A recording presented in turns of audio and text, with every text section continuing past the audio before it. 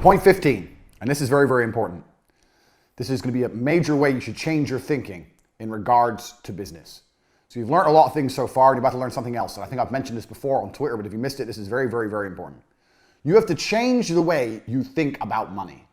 And you're going to change the way you think about money by only thinking about money all of the time. So I'll give you an example. 99.9% of people who go in a coffee shop and buy coffee and sit down. If I go in a coffee shop, I go in, I look at the prices of the coffee, I look at how busy the place is, I buy my coffee and I sit down, and then I think, if I had to run this business, would I make money? Is there a way I could run this business and make more money? How much do I think the rent is in this establishment? How much are these coffees? How busy is it here? Do they sell cakes and sandwiches to make extra revenue? Who are the main customers? Well, it's mainly businessmen. I can see there must be a business district across the road. Why are the waitresses or why are the people who work here not hot young girls to attract more men to come in if that's the main customer? You can sort of see how you look through the matrix this way, right? If you've seen the movie, at a certain point, Neo sort of wakes up from the dead and he sees the little numbers, he sees through the matrix. This is the same way. You look at life through a lens that other people will never access. And this is so important. I can tell you, I remember when I was doing my exams for my real estate papers, and I had to do exams on construction as well. And I don't have any construction background. I'm not someone that really builds things, but I had to learn this very quickly. And then you start seeing the world in terms of, okay, this is built back in that period. Those are those materials. That's a mismanaged building right there. You sort of, the world opens up. There's a new lens through which you look at the world.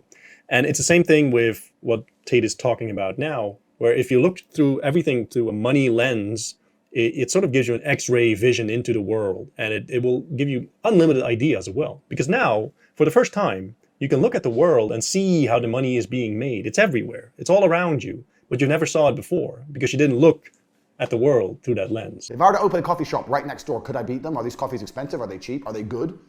You have to start looking at every single business you interact with, every single one, and see how you would compete with them. Or if you had to run their business if you believe you'd make a profit. Because what you'll often find is you'll see there's a lot of people making mistakes and you think you could probably do better and you might be able to beat them. So you need to sit, and when you're going through your normal life, you're having your coffee, you're sitting in fucking Starbucks, whatever.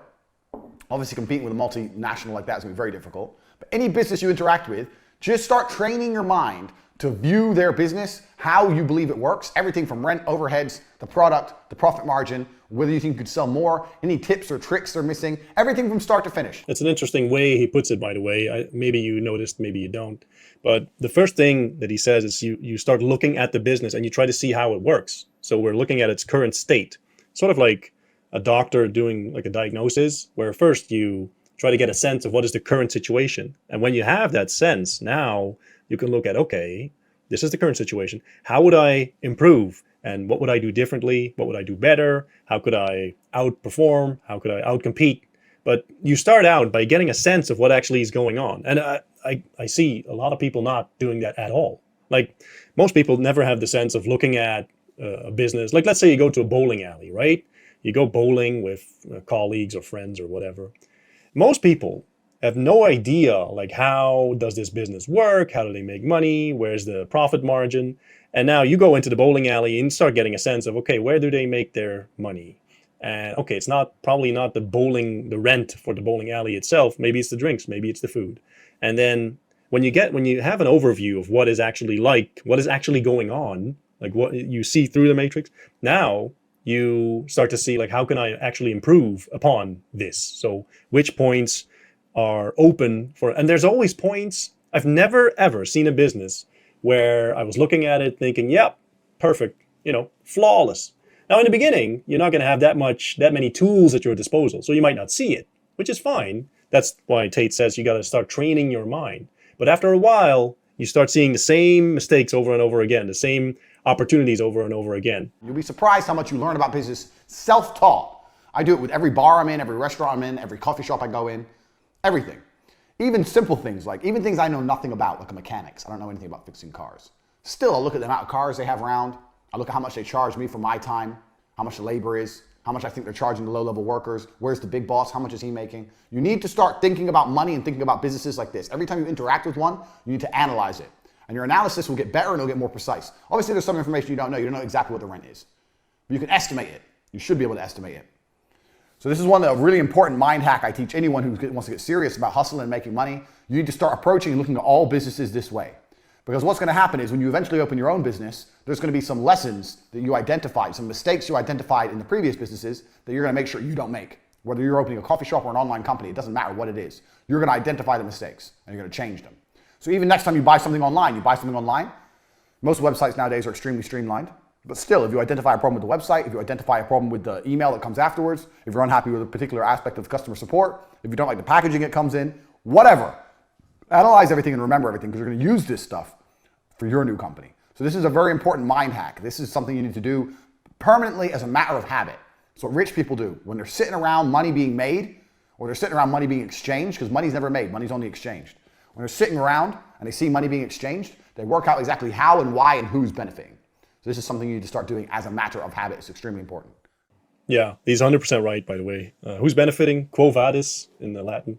But you've now received a new lens through which you can view the world, which is very valuable. I would start using it today and every day going forward in your life. It's the fact that you deconstruct reality and you finally see what drives decisions, specifically in businesses. You now deconstruct it, see what the different elements are, and this gives you basically three very nice things. One is that you see things that other people can't see, or are just blind to. Two is that you can see the mistakes. Tate sort of alluded to that, saying, hey, if you start focusing on the mistakes that people are making, you can prevent yourself from making those mistakes in your own business, because you know about this. You've seen it before. Like you know these mistakes are being made. So it's a nice learning hack. Sort of shortens the learning curve for you, because now you don't have to go into the same pitfalls that the other guys have gone into because you saw it. And three, this is probably the nicest thing about it and the most interesting about it. You will be able to pick successful elements from other businesses, stuff that they do in completely different industries, and implement it in your business. Like I took the guarantee idea for my real estate business from a completely different kind of business, from a air conditioning company. They did something similar. I once took a lead generation ad from a chiropractor's office, and I sort of reworked it into real estate. For my seminars, I took an ad from like a sales letter, but you can start seeing the successful elements of other businesses and implement them into your own like daily practice. So you get an overview that no one else has, you see the mistakes and you see the successes, and you'll be able to be more creative in that regard and do things that your competition will never even dream of thinking about.